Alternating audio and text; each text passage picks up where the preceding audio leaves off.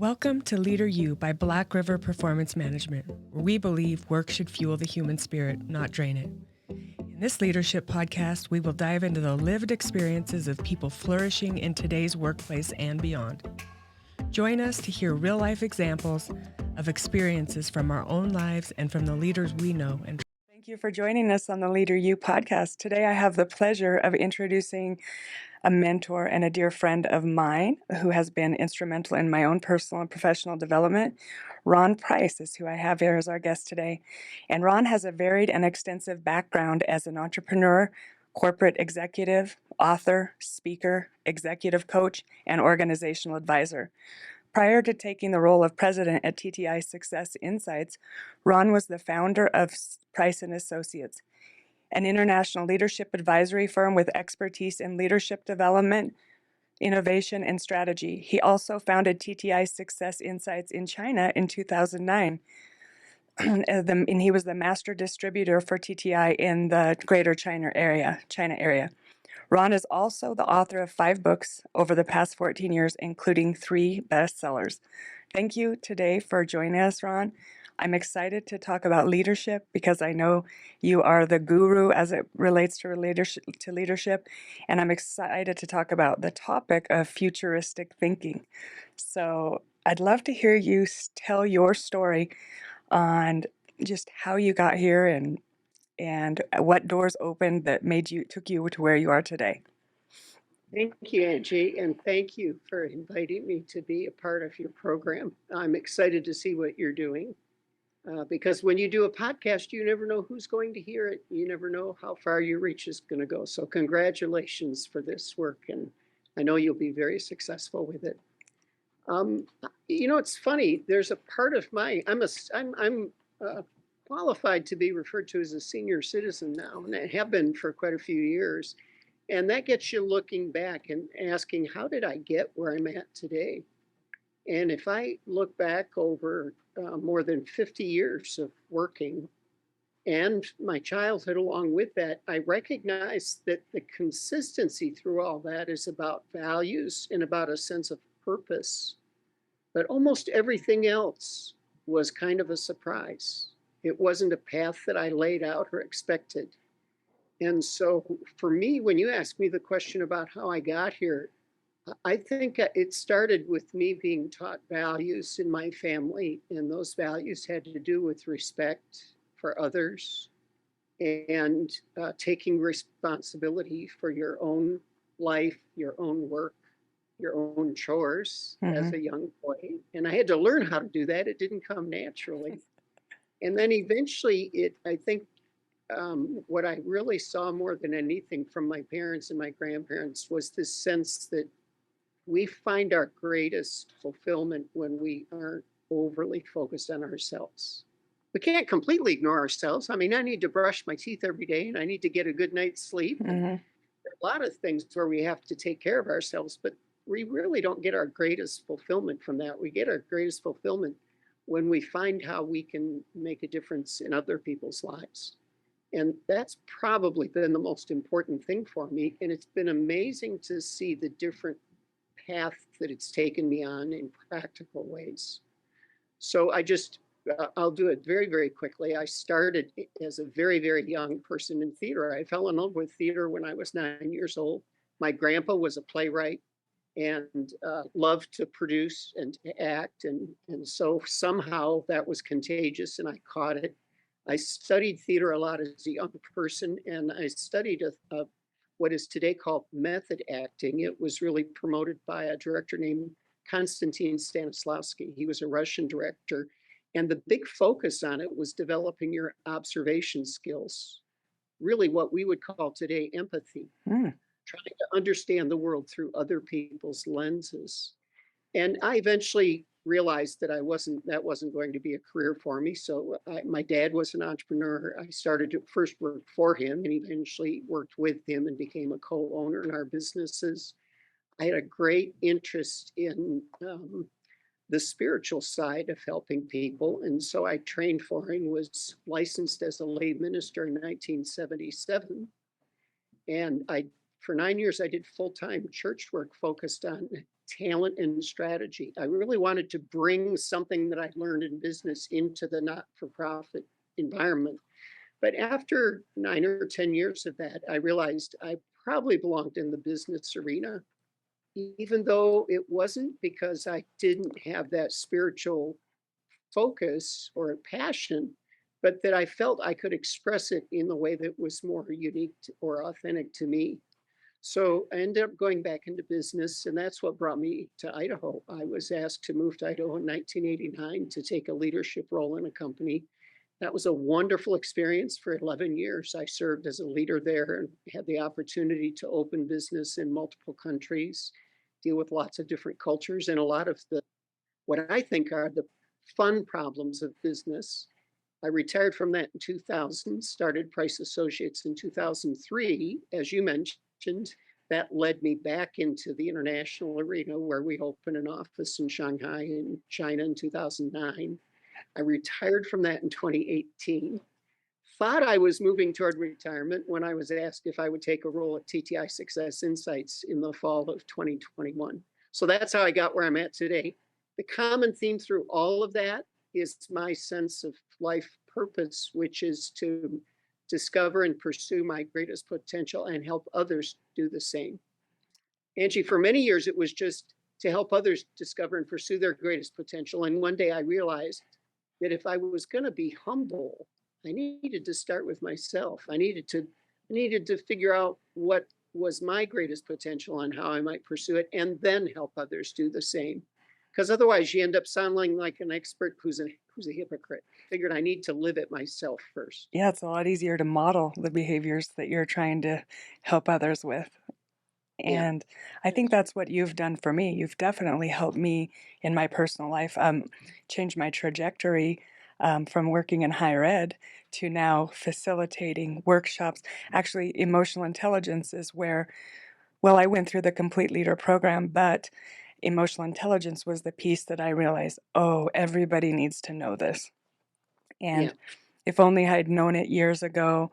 And so I've been crusading and trying to get people to understand the importance of social emotional learning and all the things. So you have spearheaded my career into a different place, and just my own knowing of myself and my values and my passions and what I'm good at. Being a high I, motivated by being around people and helping others. And one of the things that we had in common is our disc profile. I remember specifically that ours looked almost identical. I'm not sure about your motivators. I never saw those, but I know our disc was the same. And so I thought, he's somebody I can look up to. And if he can get there, and he's talked about all the hard times and the things he's been through, why can't I as well? Yeah, So you mentioned the Complete Leader program, which is where we first met, and it's a leadership development program where we get to know each other at a much deeper level. So you heard me talk about some of my own struggles as we went through that. And what I've loved about watching you is that I know that your passion for emotional intelligence begins with how you see it in your own life. And that's what makes you a great coach or a great advisor for other people, is that you're sharing something that's very real to you. It's not just academic or intellectual, but it's something that's very real to you. Boy, that's what life is made of. absolutely. Well, thank you for all of the mentoring and all the lessons I've learned today. I'd like to talk about leadership competencies, and the podcast is going to be focusing on 25 leadership competencies. Today we're talking about futuristic thinking, and Rob and I were both like, if you're going to talk about futuristic thinking, let's get Ron Price on the podcast, because he's a futuristic thinker and he likes thinking about futuristic thinking. So, tell us all you know about futuristic thinking.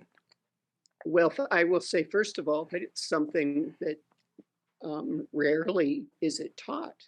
It, it's something, even when people take classes on strategy or things like that, they don't really look at what it means to become a good futuristic thinker as a leader. And historically, it's been one of those skills that ends up being underdeveloped by people in organizations. could argue that sometimes it's because there's too much focus on the results they're going to get the next quarter or the next year. You could argue that we just haven't given them a clear learning pathway to learn how to do it.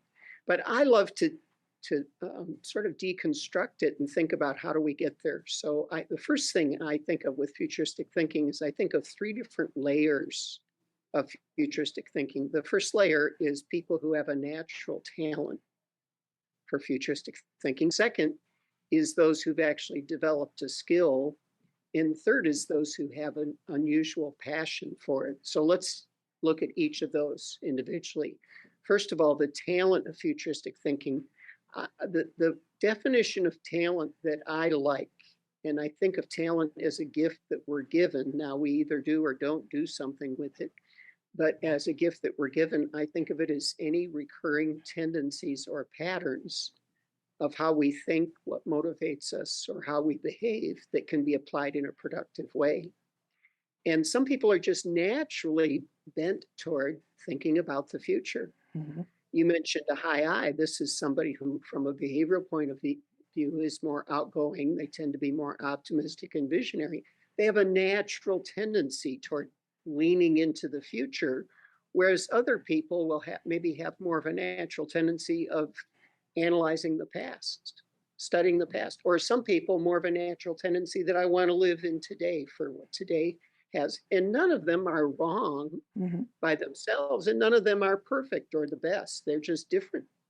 Of course, we could overdo any of them at the expense of being effective in other ways.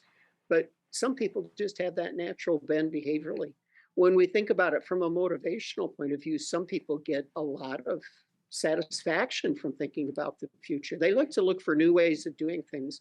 When we think about motivations, we think of these people as having a high receptive score, or they may have a high intellectual score where they just love learning combined with that high receptive score. So these people have a natural talent for thinking about the future. And we could also look at people's natural thinking patterns. And some people tend to think at more of a conceptual level. In our sciences, we refer to this as systems judgment and self-direction. These would be people who just have a natural tendency of wanting to think more theoretically, and therefore they have more of an inclination about thinking about the future. Again, it's not the only way somebody can navigate things, but these are what I refer to as natural tendencies of thought, motivation, or behavior that we can apply in a productive way. That's the talent. The skill of futuristic thinking is now, what did I do with that talent? Did I actually take it and create something out of it? Mm-hmm. So it's learning how to think futuristically.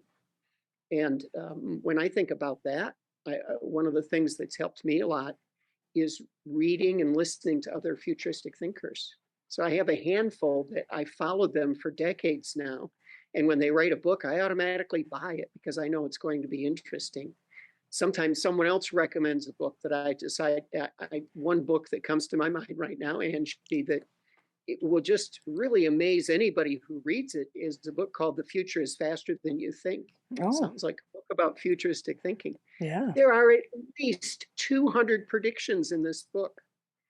And they're all based on what's happening in our world today with technology, with medicine, with demographics, things like that. And of course, they're probably not all going to come true. And oftentimes where futuristic thinkers have a little bit of a weakness is they know where we're going, but they don't quite understand the timeline, because there are a lot of factors that come into play for the timeline.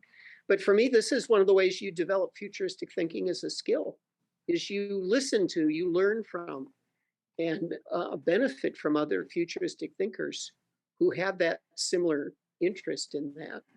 And then, of course, putting it into practice. So one of the great ways that we think of developing futuristic thinking skills is asking the questions, what if?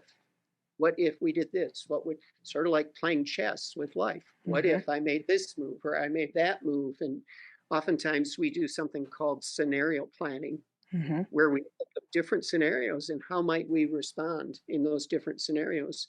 I can't, I have to confess, this didn't originate with me, but I don't remember who I read it from. But they recommended that, I think it was a guy named Glenn Heimstra, maybe, who wrote this in his book, turning the future into revenue. One scenario that we look at is the utopian. What if things actually fell in our lap, almost like winning the lottery? What would we do? What would our moves be? Mm-hmm. The next one is the opposite end, called the doomsday. What if everything we did fell apart? How would we respond? The third one is, what is the preferred future? What would be comfortable for us? Mm-hmm. And the fourth one is, what's the probable future? And so I think these are great ways to develop your futuristic thinking skills. And maybe the last way I think of developing futuristic thinking as a skill is to ask yourself, how many unexpected futures could I anticipate? Glenn Heimstra, again, in his book, he said the reality is that the things that are probably going to affect your future the most are things you don't even see or understand yet. And Wow. so we refer to things like a pandemic or Exactly. other kinds of disruptions that nobody predicted, but they have a big impact on us.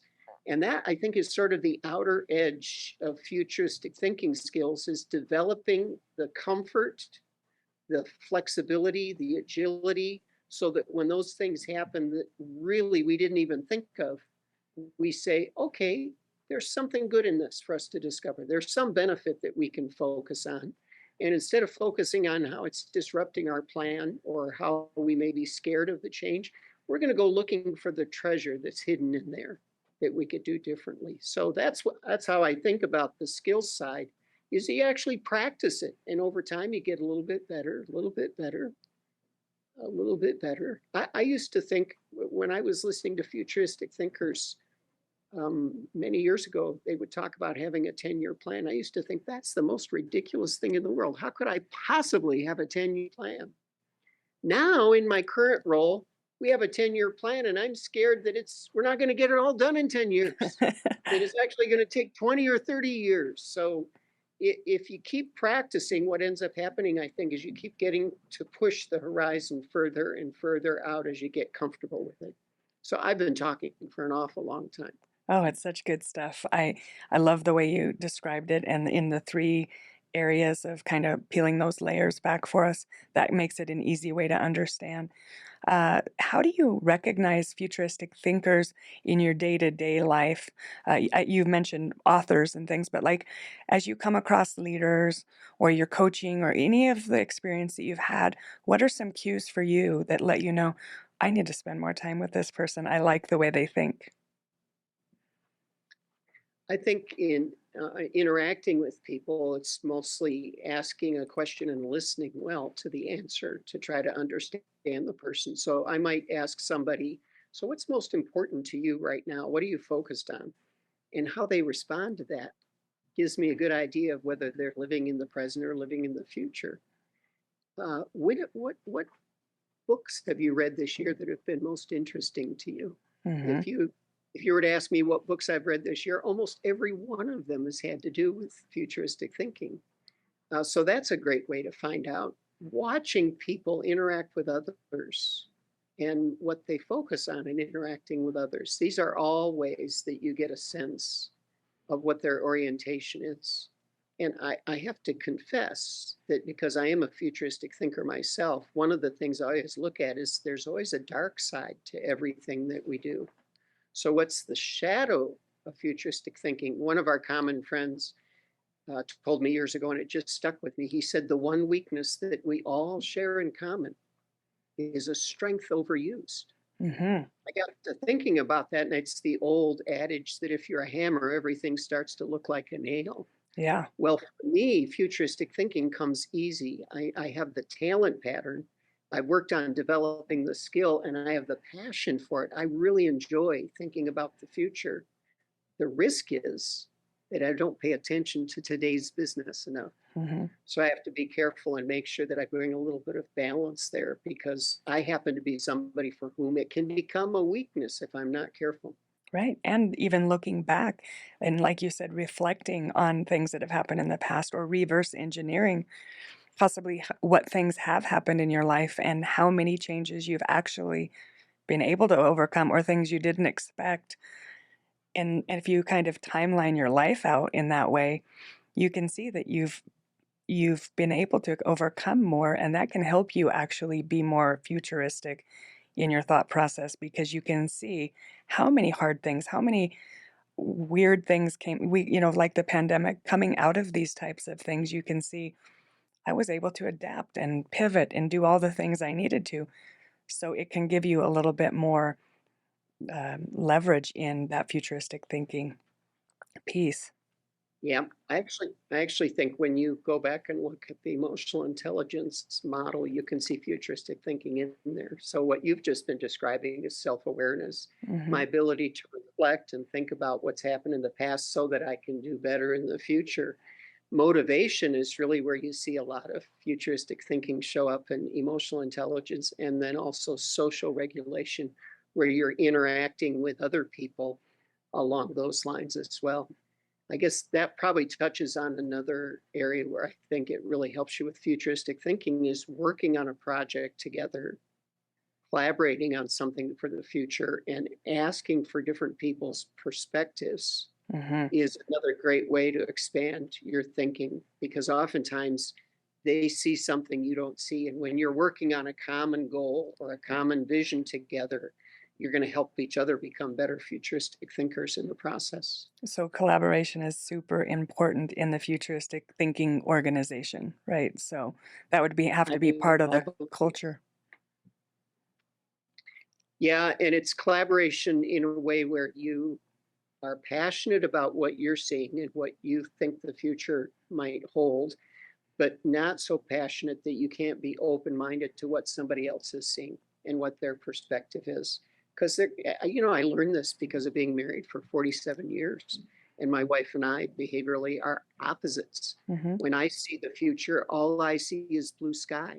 And oftentimes, when she looks to the future, she sees storm clouds on the horizon. And by us learning how to blend our thinking, we've gotten better and better at making good decisions about the future. Yeah, that's an interesting piece. I hadn't thought about it that way as it relates to our marriages, but I see it now that it's that reticular activating system when you talk about how um, things happen and then all of a sudden you see it more clearly. It's like you go to buy a white car and all of a sudden it starts showing up more when you mention something, then all of a sudden, oh, now it's clearer in my vision, it's out of my blind spot. Yes. Yep. That's right. I think I had a quote here. I took some notes from the Complete Leader book, and one of the quotes in there that I really enjoyed was, "The best way to predict your future is to create it," by Abraham Yes. Lincoln. I love that quote because we are Yeah. creating, and futuristic thinking is part of that creative process.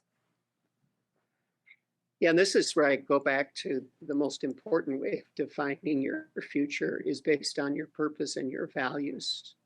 Because you can't always control all the external things that are going on, but you can control how you relate to what's most important to you Hmm. and how you want to show up. So this is an exercise that I go through every morning. Is I think about what kind of a person do I want to be today? How do I want to govern myself today? Hmm. And then how do I want to relate to other people? And how can I keep getting better at that? That this is part of the way I think of character. And character is not static, it's dynamic. Hmm. I think we don't often see it, but we're either getting better or a little bit worse every day when it comes to character. So I want to lean toward getting better. And I think that creates a great context or a great frame for our future. And then the next part of that is how am I going to get better in how I deliver value to other people? So Hmm. I think of this as developing our expertise more. I Yeah. watched you do it with emotional intelligence, where you just dug, it meant something to you, but then you dug deeper and deeper and studied it more and shared it with people, and you're developing your expertise. And the reality is every day we're getting better Hmm. or we're getting a little bit duller. And Absolutely. so, in the same way, starting each day thinking about how do I keep getting better. The last part of what it means to be a leader are the opportunities that you're given, the positions that you have. And the reality is, we don't have as much control over those. Mm-mm. as we have over the kind of person we become and how we continue to develop our expertise. Those are things that we can own 100%. Absolutely. And gain that circle of influence. And just like in your book, influencing others, right? That's the title. Growing Growing influence. influence. Yeah, Growing influence. Yes. Yeah, Great book. I that's loved right. it. Um, I, Thank you. I did notice I recently took the competencies again, and futuristic thinking came up as my number one competency. And I thought, I wonder, just reflecting back, if that's because many years in the operating room, I had to anticipate the needs and what could go wrong in the operating room and what the surgeon's going to need ahead of the case, during the case. Anticipating is the key role for that position. Also, I think maybe growing up in a traumatic environment, then sometimes you're just very aware of people's behaviors and what those behaviors lead to. So I think those skills might have been nurtured by my life path. Absolutely. I think, first of all, your story about working in an operating room and asking the question, what if this happens? What if that's a perfect example of practicing futuristic thinking. Mm-hmm. Really excellent example. But then you said that the context of your growing up, where there was a certain amount of trauma, it was really the choices that you made in relationship to that that helped you develop your futuristic thinking skills. So you make a good point in that we can develop skills intuitively or circumstantially, or we can develop skills intentionally. Mm-hmm. And oftentimes people develop their greatest skills a little bit over time because of their circumstances and their choices. Mm-hmm. It's informal learning, Yeah. but it's still learning. And then occasionally we say, well, for me to go where I would like to go or where I think I should go, I'm going to have to get more intentional about this. I'm going to have to actually develop it as a discipline. And that, for any of the skills that you're covering in your podcast, that's true. Where you decide to become intentional, I think if you can first define the skill Mm-hmm. and then figure out a practice regimen, how do I practice that skill? You will keep getting better over time. Mm-hmm. And eventually it becomes, it's that phrase, it becomes second nature. So when we see somebody on the football field or the basketball court or the baseball diamond and they're a top performer, we say, wow, they're really talented. Well, I think of that as talent as a second nature. They might have been born with talent, but if they didn't work on that, it would never develop into professional sports. It is all those years of practice and focus and intentionality that turns them into a true professional, where it really then does become second nature for them. Yeah, I love that example. You gave an example of Gretzky in the book and how he's able to, and he may not have been the greatest player, but he was one of the best people to anticipate where the puck would go and then be where he needed to be. And that is so key. And what was brilliant and instructional about him is that it wasn't about where the puck was going to go based on the line it was sliding on the ice right now, but he had this ability to think about 2 or 3 or 4 direction changes, and then it's going to be there. So people they would marvel, how did he know it was going to be there? But he could actually, it's like he had a movie running in his head where he saw the puck go this direction, then go this way, then obviously the direction being changed by another player. And when he got to that spot, they'd say, how did you know to get to that spot? But that's true futuristic thinking. It's, again, it's similar like chess, the ability to think forward several moves Mm-hmm. and then end up at the right place at the right time. Yeah, that's a great example. Anything else that you want to add as it relates to how people can improve this skill? Books, podcasts, um, finding people, anything else that you can think of? Well, I mentioned The Future is Faster Than You Think. That's a great book that is giving very specific predictions. And what I like about the book is that it just stretches my thinking, makes me realize the world continues to change actually faster every year than the year before. And we might or might not like some of the changes that are on the horizon, but we probably won't be able to affect them. We have to learn how to respond to them. Mm-hmm. I love that. I love Anti-Fragile by Nassim Taleb, I think is his name. And in this book, he talks about organizations or individuals that are fragile, meaning that a big disruption or change is going to be devastating to them. Those that are robust, they build the margin to be able to absorb these changes. Mm-hmm. And that those individuals or organizations that are anti-fragile, meaning they can actually use these disruptions, even that they didn't anticipate, as a lever to Mm-hmm. move forward quickly. And so you saw, as a result of the pandemic, some organizations, it was just devastating. Other organizations discovered whole new ways of doing things. I'm reminded of a pizza store in Chicago that was shut down because of the pandemic. So they learned how to make plastic face shields in their pizza ovens. Wow. And they had a whole new business going in a matter of weeks. And then when things began to open up, now they had two businesses. They've got Wow. the pizza business and the plastic shield business. So that's a great example of somebody who's anti-fragile. Another book that I really like, and I followed this person for many years, his name is Daniel Burris. And his book is called The Anticipatory Organization. And he's done a wonderful job of giving us new tools to think about planning for the future by understanding different kinds of trends and how likely those trends are and how you can build your plan for the future around those trends. And then the last one that I already mentioned was Glenn Heimstra, who's actually from Northern Idaho. Oh, wow. And his book called Turning the Future into Revenue, which is an older book now. I think it's been around for probably 15 years, but he had so many great principles in that book about creating the future that you want with the realities that we live in today. So those are all great ideas. I think finally, Angie, the third thing I said, it's talent, skills, and then passion. Mm-hmm. And we both have a passion for futuristic thinking. Mm-hmm. Not everybody's going to have that. And sometimes that passion is triggered by an experience you've had in your life. Sometimes that passion is triggered by an ambition you have for your future. And we probably don't need everybody to have that kind of passion. But when people do have that passion, we really want them to develop the skills so that they can get the greatest fulfillment from that passion. And it's kind of an unknown, unmeasurable thing that you see it in people, even though you might not be able to measure it. Oh, yeah, that's a great point.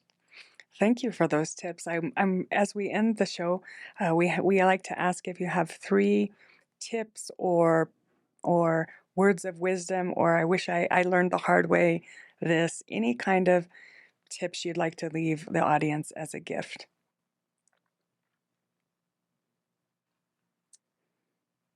I don't know if I'll get 3, but let me give it a try. Sure.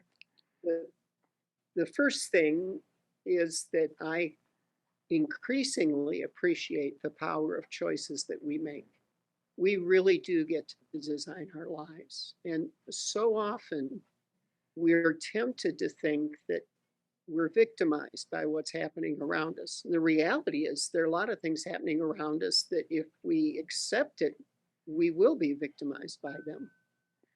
But we can rise above all that by the choices that we make. And those choices begin with who we want to become as an individual ourselves. Mm-hmm. So that, I think that'd be my first tip. My second tip would be the greatest thing I've learned about good relationships with other people is to recognize that they get to make their choices too. And it's not my job to make their choices, even with children. Right. It's not my job to make their choices. And so this is a part of social awareness or empathy, learning how to suspend judgment for the sake of understanding the other person's experience. That's been a tremendous insight for me, and something that I don't always do perfectly, but the more I practice it, the more I enjoy relationships, the more I enjoy life. One of the big things that helped me with that is it doesn't mean I have to agree with them. Mm-hmm. I just want to understand them. And when I focus on understanding rather than agreeing or disagreeing, it takes all of that relational tension out. Gosh, I wish we could do a little bit more of that in our politics these days. Oh, me too. So I would say that's the second thing. And then I think if I was going to come up with a third tip, the third tip would be that although we probably don't have infinite potential, all of us has more potential than we can see today. So Absolutely. don't quit. Keep going. Keep going forward. You never know what your next big aha moment is going to be. So I guess those would be my 3 tips. I love it. Those are great. And I think you talked a lot about purpose today. And I think our purpose changes over time from our 20s to our 30s, 40s, 50s, and on up. And so, for those of the listeners that are listening and thinking, well, I don't know what my purpose is and I'm not sure what my values are, that's a good place to start. And if you don't know what your purpose is, you can make what you're doing right now your purpose until it becomes evident and you get some clarity around that. Reach out to people, ask questions, and look to mentors like I have that have helped me to reveal my own blind spots, because we all have them and none of us are perfect, but we're all growing and learning and trying to make the world a better place. Thank you so much, Ron, for your time. I truly do value it. I value the change that you brought to my life and the trajectory where I'm at now, actually fulfilling my purpose, because I was brave enough to take the step after I had the knowing, the internal knowing, and it's something I've never regretted. I don't look back. I look back on, I was right where I needed to be until I wasn't, and then now I'm doing this, and now here we are getting to work together in a different capacity. So Great. thank you. Thank you, Ange. It's great to be with you. Thank you, and I will talk to you soon and let you know when this drops. Okay? Oh, thank you. Thanks so much.